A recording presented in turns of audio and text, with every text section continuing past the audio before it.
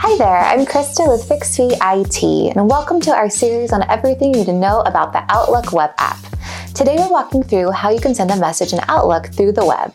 If you're looking for a specific section of this tutorial, hover over the progress bar and select the part you need. Otherwise, let's get started.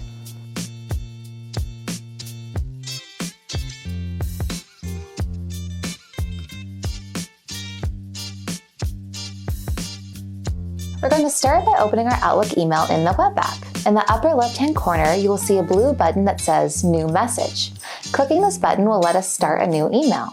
The To line is where we will write the email address of the person or people we are sending our email to. Another way to send an email to multiple people is to use the carbon copy or CC line.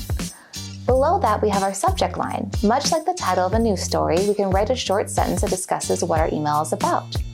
Finally, we have the body of our email where we can write the message we wish to send.